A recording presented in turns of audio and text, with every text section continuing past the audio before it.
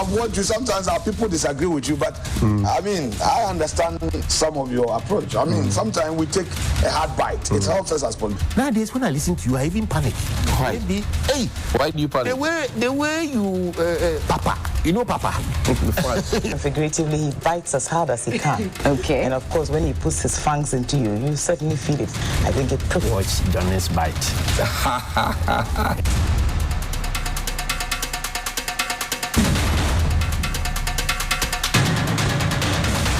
Bismillahirrahmanirrahim. Alhamdulillah Rabbil Alameen. Hasbunallah wa ni'mal wakil. The Lord is my light and my salvation. Whom shall I fear? And yea, though I walk through the valley of the shadow of death, I will fear no evil, for you art with me. Thy rod and thy staff, they comfort me. Thou prepares a table before me in the presence of my enemies. You anoint my head with oil. My cup runneth over, and surely goodness and mercy shall follow me all the days of my life. And I will dwell in the house of the Lord forever and ever. Amen. Assalamu alaikum. It's Wednesday. Welcome to Johnny's Bite. And thank you very much.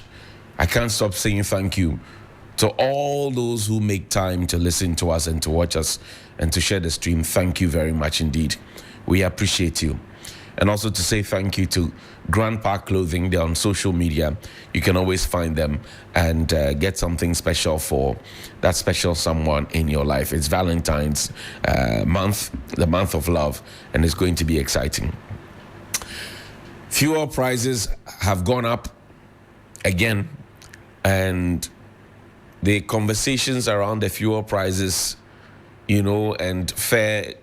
We have a new transport minister, hopefully will be sworn in, and the fuel prices is really, really biting.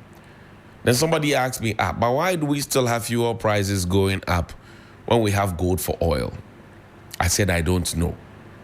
But what I know is that fuel prices have gone up in the past. They have gone up. I've studied, I've said that, I've spoken about it. Now it's gone up. I'll talk about it again.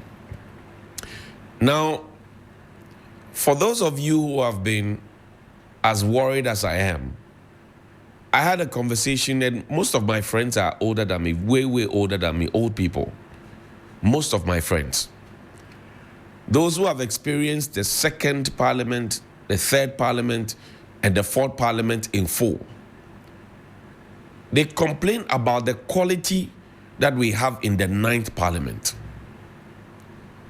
And their concerns were buttressed when we saw in Parliament people's fathers lifting tables and destroying public property in full glare of the public on national television. Then they told me that the quality that they expected of this Parliament is so disappointing that they don't know what to say again.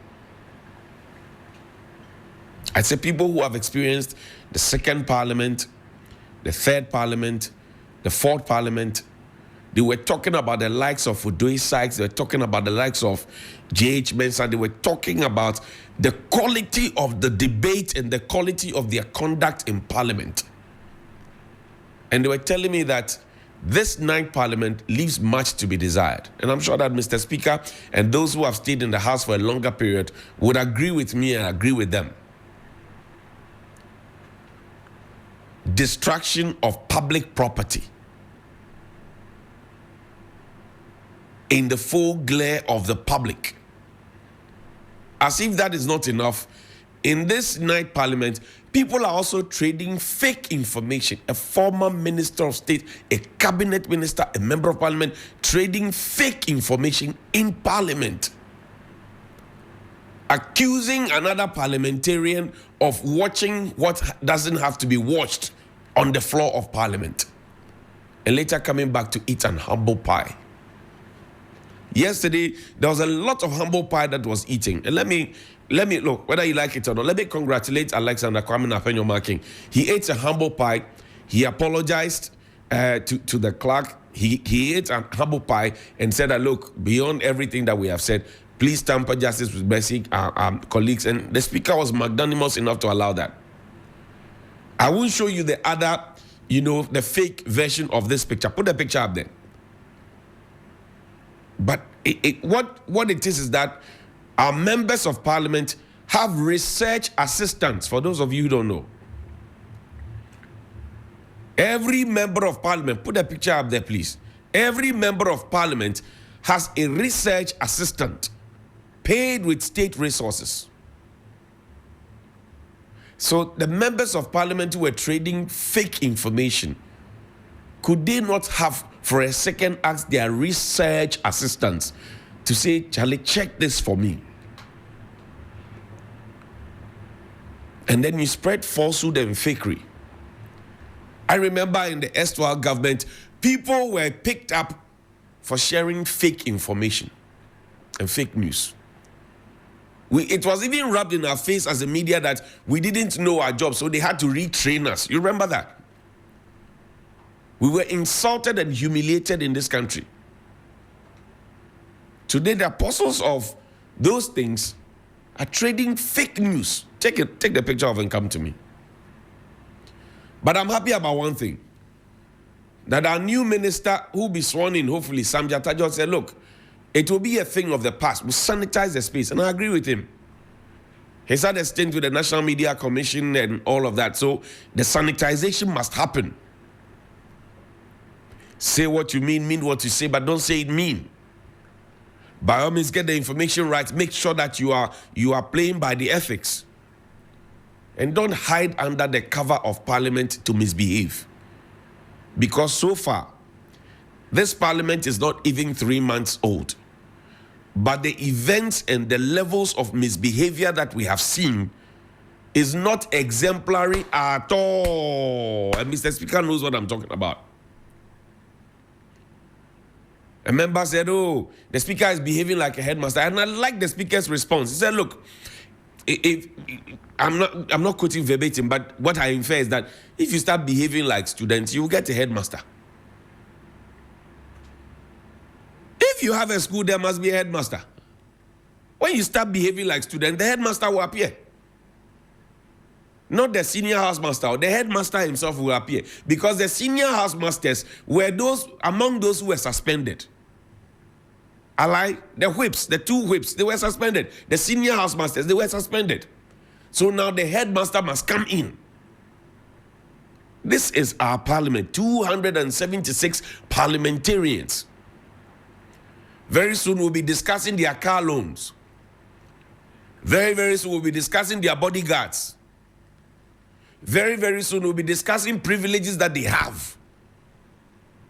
And this is the quality of service that we get. And not all of them, by the way.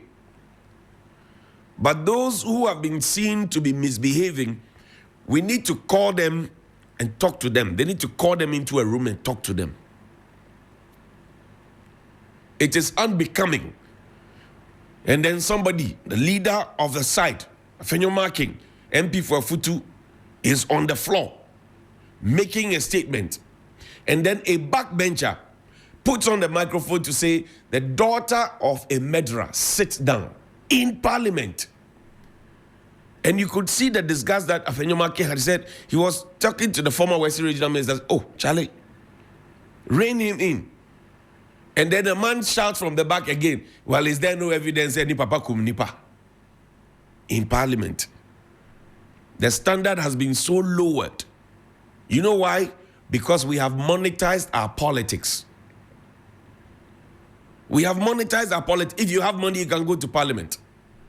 And I've been a great advocate. Professor H. Look, good morning to you. The requirements to get into parliament must be upgraded. It must no longer be the fact that you live within a constituency, you have a certain age, a registered voter, you have no criminal record. In fact, in that provision, they said we must check for sound mind. That is where we failed, because I'm not sure we checked any of the parliamentarians in parliament for sound mind. It is in the constitution. It is a requirement that before you get into parliament, you must be a person of sound mind. So far, some of the things that have been done shows that some people are not of sound mind.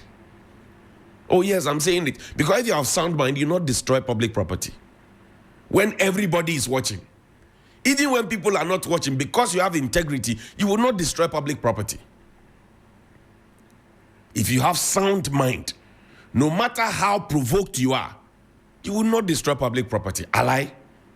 So now if you are destroying public property knowingly and willingly before the cameras, before the chiefs, before the children, before adults, before journalists, before everybody else, before your colleague MPs, we must check whether you have sound mind. I think we should line up our parliamentarians and ask the psychiatric hospital to start checking them for sound mind, because it is part of the provision. Requirement is a prerequisite. You must be of sound mind. I said, even in the animal kingdom, where stupidity is most essential, seniority rules. Oh yes, it does. Seniority rules. That your senior is on the floor speaking, and you are screaming over and above him. And then when he tries to rein you in, you say, but is there no evidence? It is not a radio station debate. Oh. It is not a constituency community radio conversation or a party conclave meeting. No. This is the Parliament of the Republic of Ghana. A very important part, the second arm of government that is supposed to hold the executive accountable. And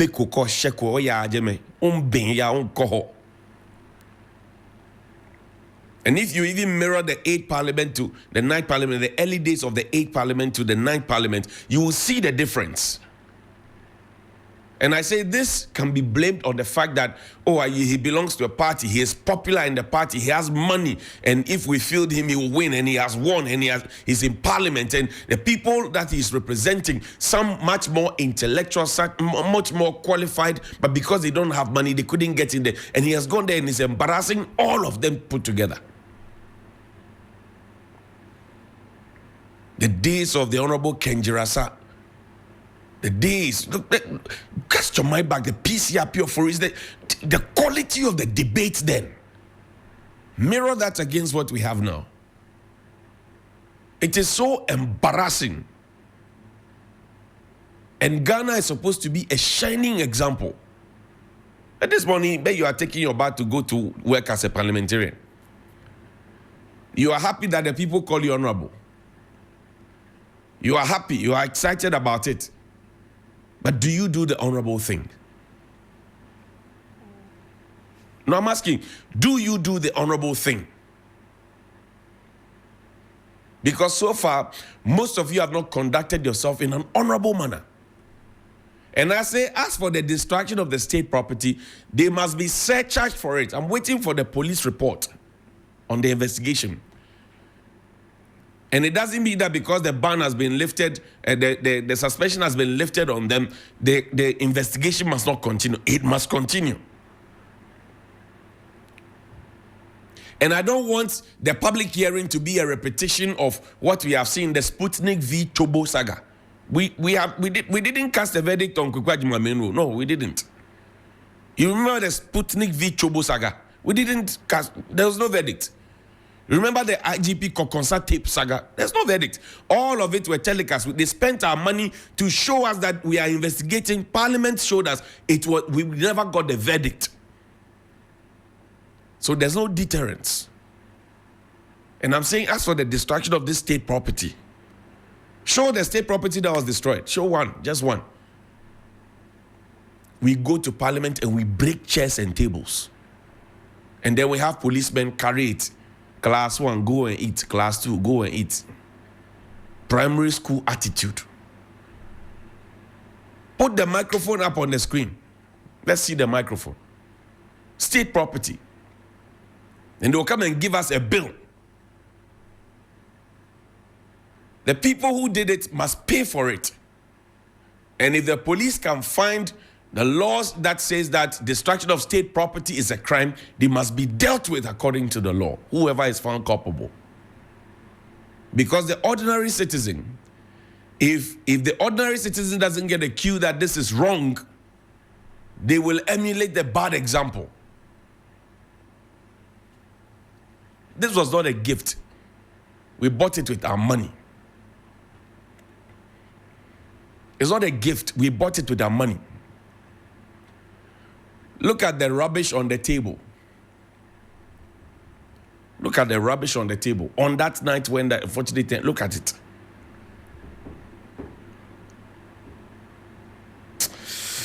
And then it makes you wonder why. Yesterday I showed you of a small boy, he was smoking, and the smoke was coming through his nostrils. It's obvious that it was not his first time. Now Salaga SHS, show me the gun, locally manufactured gun. There's a free-for-all fight. And then they find a gun in the school, in the hands of a student. Salaga SHS. Free-for-all fight. I said, look, the children are learning from the adults. The children. So they have moved from machetes and stones.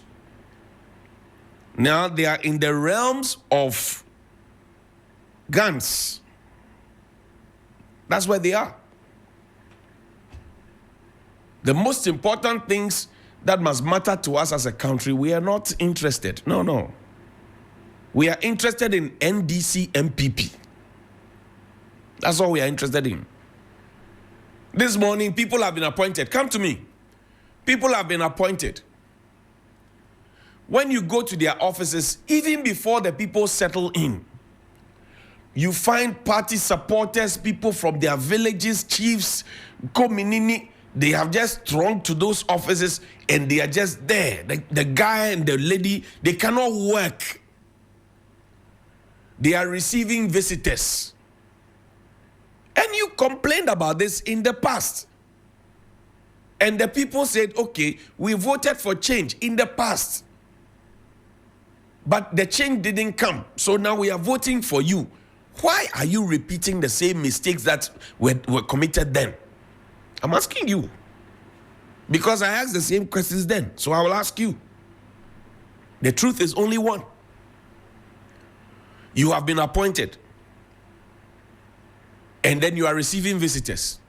And you, the visitors too, you know that the person has been appointed to fix a certain problem that exists.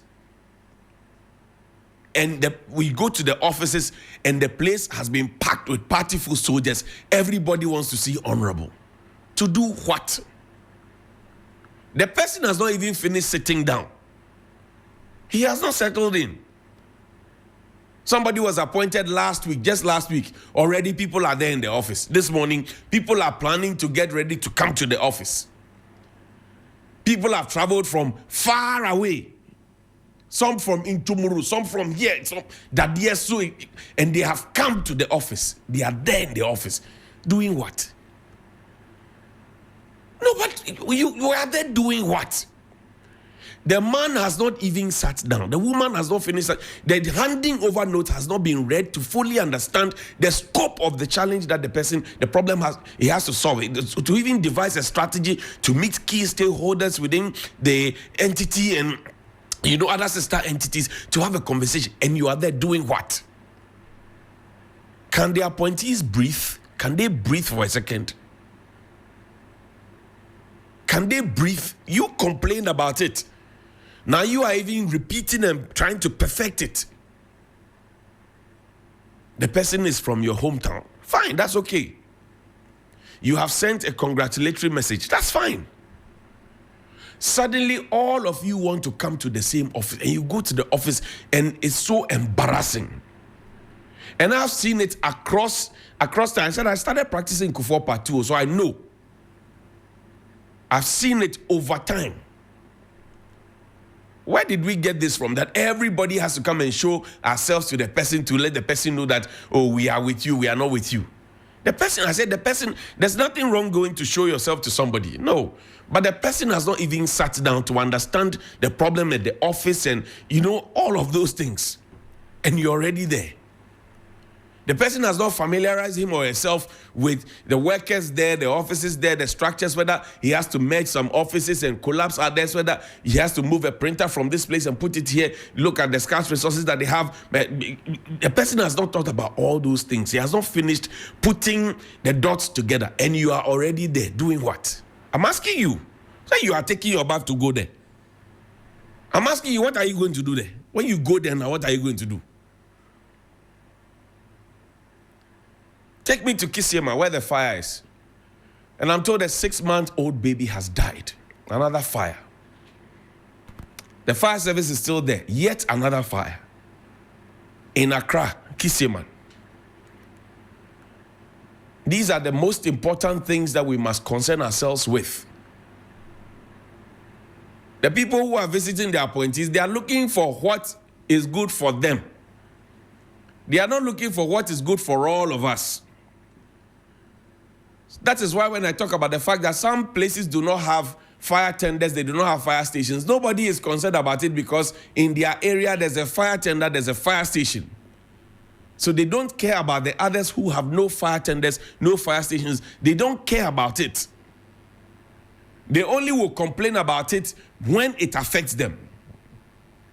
And yesterday somebody called me, was talking about the fact that there's some money issue, blah, blah, blah. I said, Chief, you have been chopping some of the money. It's because somebody came and he says, I want a lion share. That's why you are complaining. All these years, did you ever complain to me? No, you didn't complain to me because you are benefiting from it. That is how greedy and selfish we have become as a country. It has to be about me. It doesn't have to be about everybody else. So for those of us who do for everybody else, we will be poor forever. Because we are not looking for what will benefit only us. When I'm looking for a fire tender, because in my area there's a fire tender. If I call fire service now, I know the response time. And I know there are about 3 or 4 that surrounds where I live. So I am safe. Ideally, I should be quiet. I should shut up. So that those who do not have can also speak for themselves. But no. If we all become comfortable, if we all get the resources that we need, if we all get the facilities that are deserving of us, we will be fine. You can import water into the country. So when we talk about Galamsey, you don't care. Take me to a Black West video. MP for North Tongue. Let's see his video. Let's see his video, quickly. River. This is the Ewene River. And we also went to the Pule River. We couldn't find hope anywhere. There was no succor, no solace. Everywhere we went to, this is Manfi. When we went to Prague, also Terry. The Odan River. No hope. And Cobra, Sylvan West. Then River Ofen. And this is the Hune River. So you see, this is what we are dealing with. It's only the Volta River that gave us a little hope. You know, even that. If we had gone towards solar, even that we are hearing that it is just a matter of time because the solar area, we are told that the white water is beginning to interface and defile the Volta River as well. So you see, the Ghanaian people seeing this don't expect their leaders, all of us including, all of us. This one is not. We don't have to, we all have to take collective responsibility because as Parliament, we are also approving these policies, these resource allocations, these institutions who come to report to us and justify why a certain allocation was properly utilized. We've been doing all these anti-Galamsey operations for years, which this House has approved, running to billions. And every year we appear to be complicit somehow when we approve judicious use of the previous year's resources and then give the institutions more resources to go and stop Galamsey. And yet this is where we are as a country. So we say, we want you to really provide new solutions. How can we stop this? How can we get all our rivers? And they are all gone. All our rivers are gone except the Volta River. So that's Samuel Kujatu Ablakwa MP for Nocton, together with Alassane Suhini, MP for Tamale North. They had other colleagues there. But this is the state of our rivers. You remember before the elections? No, keep the thing on. Let's see the bottles. Before the elections, some people said, oh, we should postpone the conversation on Galamsey after the elections. The president of the day at the time asked disorganized labor to give him time, and they did, shockingly. And people are dying of kidney disease, liver diseases, whatever diseases. I'm not blaming it entirely on Galamsey, but I'm saying it's a major factor because of the chemicals that people are drinking. And we all seem to have forgotten about the conversation on Galamsey. That's why I want to bring it back to the front burner. Because the minister for the sector, Dr. Kofi Boah, MP for Elembele, he said, look, I will tackle this, I'll hold this with the bull by the horn. He said it. That I want to tackle this. And I want us all to support him to win. Because in the past, we have paid lip service to Galamsey. You heard a black guy said, look, billions of cedis from Parliament and approved billions of cedis. Billions of cedis. Can we have the president call a state of emergency? And show me, the children are now in Galamsey. I saw a picture from Child Rights International. Show me, the children are now in Galamsey. There's a picture, and it will sink your heart. The children are now in Galamsey. They are now involved in Galamsey. Bright up here, good morning to you and your team. They are now stuck in Galamsey. The children are now stuck in Galamsey. They don't go to school. The boys go and do Galamsey. They come back, they impregnate the girls. The girls are also chasing them into the pits. And it's a whole mess, messing up our education system, messing up our health, messing up our lives, messing up everything. And we are all quiet about it. There's a video of fishes struggling in the water. Galamsey must be back on the front burner for all of us. Now, look at your cocoa farm. Look at somebody's cocoa farm. Somebody's cocoa. Listen to him. Listen to the cocoa farmer. Listen. Yeah. Now, MPP Tam Cradia, say, he could call me beer base and fear base, do me and do me as a boom to cocoa. MPP, young party of Jumania power, your buyer. Lady and Sana command is for your opera. Can you go quiet? Nina Galamsey, I'll get 3 FM. If you call me in the morning. Eba. You took Galet to your battery and an animal, Yasa CC. And so I'm a Coco, a debate and fear your son, a metra. A branch, I'm a more day parts at your own, something in my form, and you make my baby. And you see Uncle Baby. Says I read your Coco. Sunrise on 3 FM. The best in the morning. And chef for Cocoina. And then you have inside your son as soon as I say by Coco. Last year, I cried in Sway Cocoa. Says a Cocoa Sunina, and somebody here, the Bob Tiabu have no more cobbles $4 no.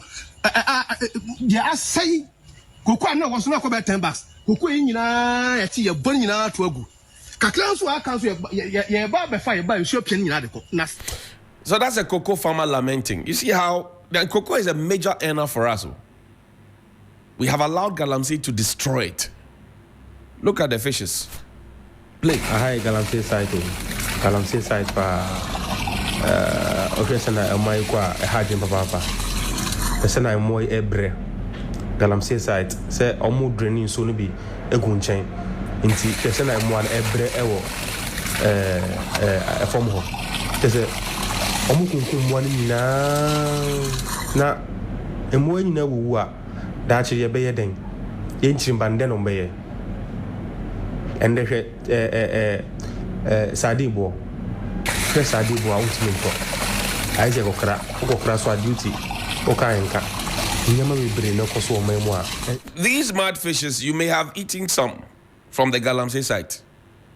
So in your stomach, there's mercury, there's cyanide, you have added salt to it, you have created a bomb in your stomach. Ghana Water has added chlorine. So you yourself, very soon you explode. Very, very soon you'll be exploding. Show me the Ghana police vehicle in the mud. There's a police vehicle in the man. And we have seen videos in the past of police officers being humiliated by galamseyers. And they begging them. They say, when you come here, we give you money. Soldiers have been caught at Galamsey site protecting it. The stories are replete. I'm not the one generating them. They're there. So how do we solve this? A state of emergency is what we need. Show me the other video, the other pictures. We have videos and pictures. Look at it. Look at the devastation. The rivers that are getting into the sea. The devastation is so embarrassing. And this water is what Ghana Water Company is treating for us to drink. And the reality of the matter is that Ghana Water Company does not have the capacity to purify the water beyond the mercury, lead, cyanide, blah, blah, blah. All they do is they add their chlorine, they take the sand out of it or silt out of it and pump it back to you to drink. So in your mind, you are seeing clean water, you are drinking clean water. You are killing yourself, you are dying. You are using your money to buy poison because some few greedy people are digging to find gold.